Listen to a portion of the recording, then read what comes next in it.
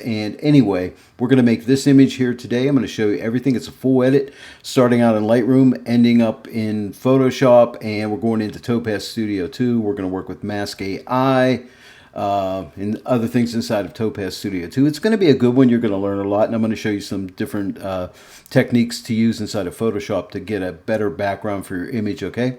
So, hey, without any further ado, let's get started. I'm starting this out in Lightroom. This is my typical workflow. I got this beautiful peony on the screen here. I really enjoy this flower. Now, it's cropped dead center pretty much, and you know, you'll hear a lot of people say, hey, dead center is dead awful. Well, a lot of times dead center is dead awful, but in this case, I think this flower deserves to be dead center because it's a real beauty, and I want to bring that beauty out of it. I just have done some basic adjustments in here. Typical things that you do in Lightroom. I'm not going to bore you with that right now, but the texture, I use this texture slider here, and I normally don't use it, but I liked what it did on the peony here, so I pulled up the texture, but it looks horrible on the background here. That looks awful, and that's usually why I don't use it. But however, now that I have Mask AI with that really cool blurring feature inside of it, I'm going to use that to blur that background a little bit. So I don't care that the texture made the background look awful, okay? And you'll see that coming up here shortly. No denoising in here, no sharpening in Lightroom. I'm going to save that for Photoshop and run it into Topaz Denoise AI and then Sharpen AI, because that's the way I like to denoise and sharpen my images. This is going to be a good one for you. I do specialize in flower photography. Hey, and we are in spring here, so I thought this is a good time to showcase some flower edits. Now I'm right-clicking the image with my mouse and choosing Edit in Photoshop 2020, and we will get started. Here we are in Photoshop. I'm going to duplicate my background layer and send that into Denoise AI, and we'll do some denoising. I'll show you a new technique I've been using for using Denoise AI. So what I'm doing now is I'm going to shut auto update off here for a second because I'm going to adjust two sliders here. I'm going to take the sharpen the whole way back because right now I'm not really doing much sharpening in Denoise AI, so I'm leaving the sharpening off. I'm going to leave that for Sharpen AI. So I'm going to pull my noise off the whole way so you can see it. Let's zoom into 200% so we can really get a look at this image. And let me pull it over so you can see the noise in there, okay? And I shot this at ISO 500. So here's my new technique.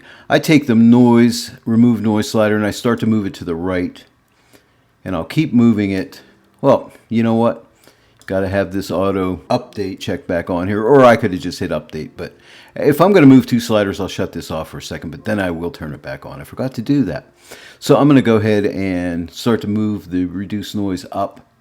I'm just going to back it off till I see a little bit of noise. I can see a slight amount of noise, and I'm going to move it to the right a little bit past that.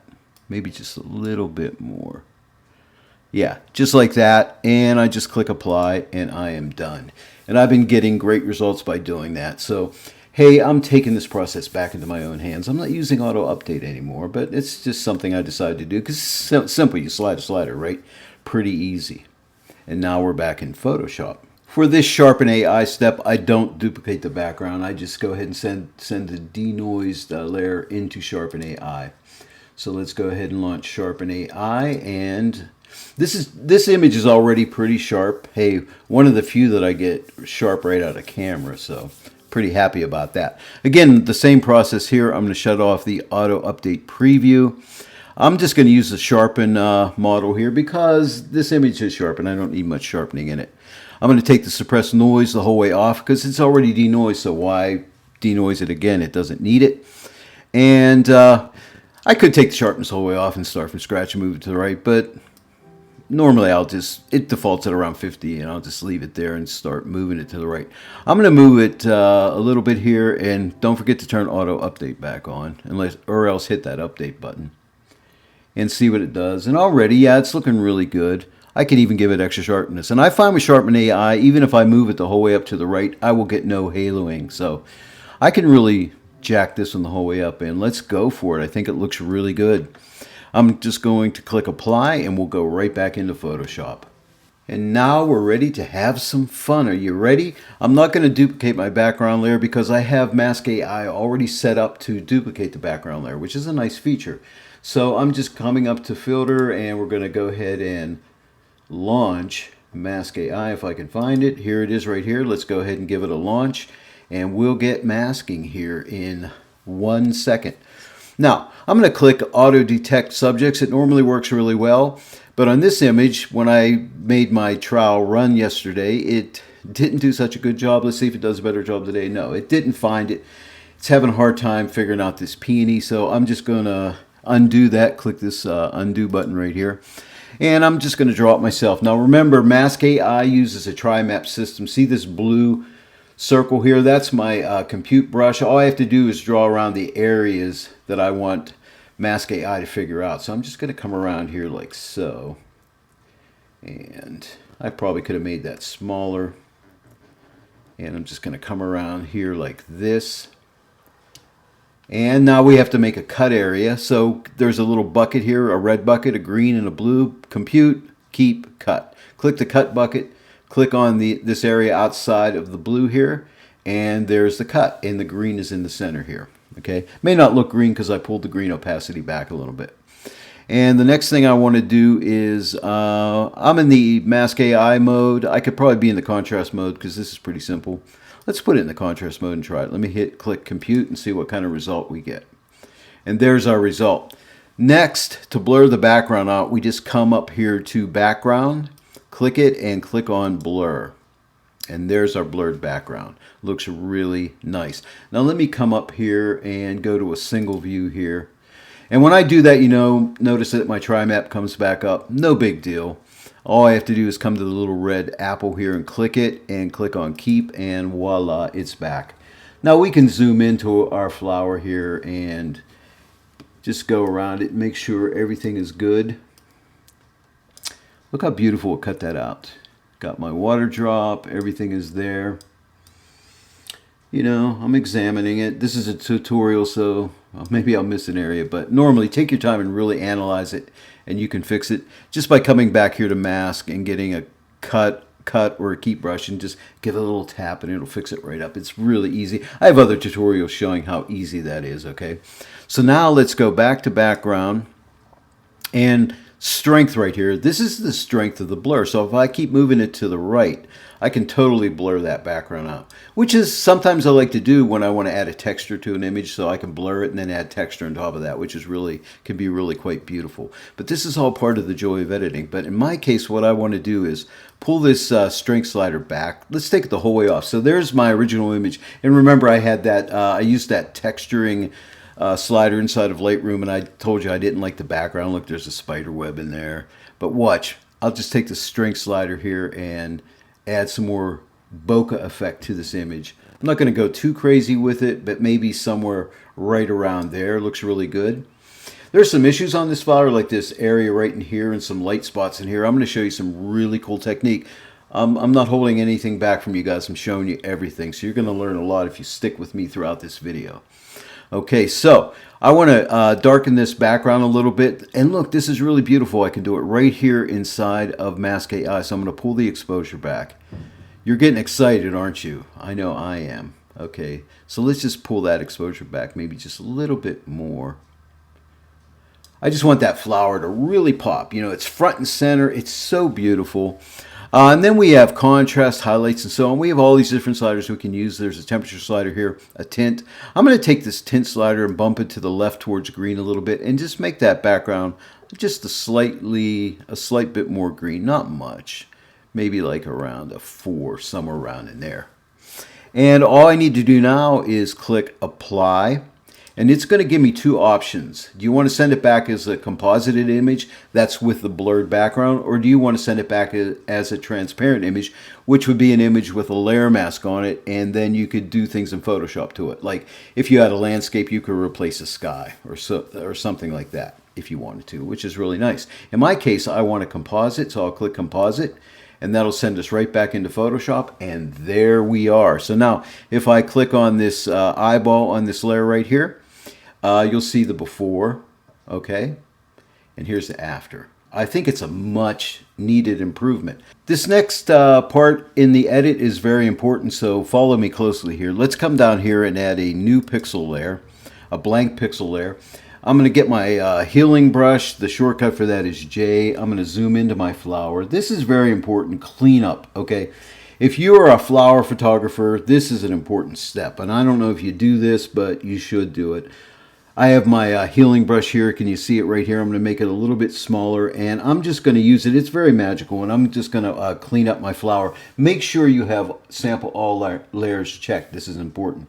And what I do is I just come here and just clean up like these ugly blemishes and things like that in the image. And I would really take my time. Here's a little bug on here. I'm going to make the healing brush a little smaller and just come across this little bug and give it a couple taps, and it's like magic. It cleans it right up. It reinterprets the pixels here. And little dirt spots like this. And I'm not going to bore you and do all these. I'm just going to show you. I'm going to get it started. Like there's a little spot right there. I'll finish it, and then I'll come back to you in a second with it completed. And I'm back. Now, here is my blank pixel layer. And the reason I did that, so I'm not actually painting on my actual image itself. It's non-destructive. It's a better way of going, and I highly recommend it. So let me click the eye. Here's the before. Look at it. See the dirt and debris on there? Here's the after. Cleaned up, pristine. It's like giving, if you're a wedding photographer and they're applying makeup to the bride, it's the same thing. This is the bride of the image here, and we want our bride to look glorious, and that's why I do it. Very important. I also want to mention it's not a bad idea to rename your layers. All you have to do is click on the layer, give it a double click, and name it. Like I could say like spot removal or something like that. Okay, it's good to name the layer, so bear that in mind as well. Now let me zoom out on this image right here. Now I'm going to take care of the issues on the background. The flower is beautiful, but now the background. I got this brown spot in here. This is ugly. Your eye's going to go right here. There's some light areas on the flower here on the edges. There's some weird color casts up here and in here. This edge here I'd like to be a little bit darker, and I might take care of some other spots in this flower. I'm going to get us started, and then I'll finish it and show you the finishing results. I just want you to get the flavor of what I'm doing here. I'm going to add another blank pixel layer, so come down to that icon and click it on. This is important. Get a paintbrush. B is the shortcut key for the paintbrush. There's my paintbrush. I'm going to make my brush a little bit bigger here. And this is the important point. Opacity, I usually put my opacity at 100%, so I'm typing 0 key, puts my opacity of my brush to 100, but my flow is at 5%. This is really important because when you have your flow at 5%, it takes you a while to build that paint up so I can blend with it. So every time I paint, it's adding a little more, 5% paint, 5% paint, 5% paint. Nothing's happening because I haven't pressed down on my canvas yet. I'm using a Wacom tablet and pen. So I have this set at 5%. The shortcut for that is Shift 0.5 to get it to 5%. And then if you Option or Alt click with your paintbrush on a color, what you want to do is sample a color close to the area you want to change, sample the color, and then start painting on that blank pixel layer. And it'll just blend right in like that. Now, like I said, I'm going to get us started here. Like, see that paint right there? I don't like it. So I'm going to sample some of this darker color with a bigger soft brush. This is important. Like this right here. I'm going to sample that darker color and just paint over that. In fact, I can let that go all dark right in here. And I'm just, see with that 5%, I'm continuing to paint. And even down in here, I'll get rid of that right in here. It's already a blurry background. Nobody will ever know that you painted on this.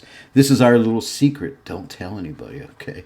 That reminds me of something like Bob Ross would say, don't tell anybody. Let's get rid of this brown ugly spot over here. Sample the color right around here.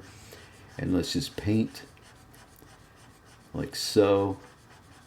And then I can sample this color right here. Maybe make my brush a little smaller and just paint a magical leaf edge there, like so. And right in here, there's some black. I'll just, with that nice soft brush, come in here, paint that off there like that. Okay, but you get the drift right. I'm going to go ahead and finish this, and I'll get right back to you. But that's the technique. All right, I'm back, and here's my finished result. Now, let me go ahead and click on this eyeball of this layer 2 right here, and let me click it. Here's the before right there, and here's the after. Now, let me Option or Alt click this eyeball of this layer I painted on, this blank pixel layer, so you can see there's my paint job right there. Again, that low flow, it's just a little bit of paint here and there, but always Option or Alt clicking to sample the colors around the area you want to paint around to make it look believable. And blend it in. It was already a soft background, so nobody's going to ever know that you painted it. Pretty neat. We're almost done. One final touch in Topaz Studio 2. But to get it into Topaz Studio 2, I have this blank pixel layers here, spot removal, and the painting of the background. I'm going to pull this image all together. I'm going to use a technique that I've heard called the claw, and that's Shift, Option, Command, and E. That pulls all your images together, all your layers together up on one layer here. And that's stamping the image up to a layer, by the way. And we're going to come up to Filter and come to Topaz Studio 2, and we'll launch it. I'm just using one filter here today. I'm coming up to Add Filter, giving it a click, and coming to, where is it? Edge Exposure, right here. I really love this edge exposure. It's kind of like a vignetting, only it just works with the edges. And you'll notice you have the 4 edges here, left, top, bottom, and right. Starting out with the left edge, I'm going to take the left exposure, move it to the right, which will darken that edge, and you'll see it. See it darkening up a little bit. I don't want to go too much, but just a little bit there. I'm going to go to the top, move it to the right a little bit, darken it. You can also, if the image is pretty even, you can just go ahead and click apply, move one and click apply to all. But in my case, I want to do it individually. And that darkens it. And then you can change the size if I want to make it, encroach down into the image more. I can move this a little bit here too. So I can tailor each edge to perfection. Now let's do the bottom edge. It doesn't need much of anything. It's already dark, so I'm just going to slightly darken it, and I'm going to go to the right edge and darken it up a little bit, and maybe pull the size a little bit into the image right there. And if I hold the space bar down, you'll see the before and the after. Before and after. And if I went too far, I can always take this opacity and move it back a little bit and darken it up. But I don't usually do it here. I'll just take it. Even if I went too strong, I can fix that in Photoshop. I can just pull the opacity back there if I wanted to. So let's go ahead and click Accept, and that'll bring us back into Photoshop. And I'll show you what I mean. See the opacity slider of this layer right here? You can just drag it to the left a little bit and ease that off a little bit if you felt you went too far. And I'm going to click the eyeball. Here's the before and here's the after. But it just, brings you in. I don't like my vignettes to look like, man, this guy put a vignette in this image. I want you to not really know it, but I want to keep your focus on the center of the image. And I just love this peony. It's so beautiful. And it's springtime and the beautiful flowers are coming out, and I love it. Now, if I Option or Alt click the background layer, let's see where we came from. So we started here, okay, and we went to here. Pretty neat, right? This came out really nice, and I hope you enjoyed this tutorial today. Hold the presses, wait, there's more. Let me duplicate my background layer. Send it one final time into Topaz Studio 2, and I don't know if you ever saw me do this before, but here's a really cool feature inside of Topaz Studio 2. I'm coming up to Add Filter, clicking on Digital Frame. I'm just going to take that standard frame right there and make a few alterations on it. For instance, let's see here. This is not about the frame, but I just want to add this to it just to show you what you can do. I'm going to take the frame detail, take it down like so. I'm going to take its saturation and pull its saturation off, go to extra color, and I'm going to try to get a nice little green type color to kind of go with this. Is that good? Maybe right around there. Do I want more saturation, less saturation? This is a really cool feature of Topaz Studio 2, Digital Frame. I have some tutorials on that. If you look through my collection of tutorials on my YouTube channel, there's some of my early tutorials where I break Topaz Studio 2 down filter by filter. So take a look at that, and I'm going to go ahead and click Accept and bring us back into Photoshop. And, oh, I have my opacity turned down on here, so I just have to pull it up. Sorry about that one. Anyway, because I copied that layer and I had the opacity pulled back. Remember when I added that vignette, the opacity was pulled back a little bit. So when I duplicated the layer, it remembered the opacity setting. So that's why that looked like that. Okay, so there it is with the digital frame. Well, there you have it, my flower editing tutorial today using Mask AI and some other Topaz Studio 2 products. Digital frame's pretty cool, huh?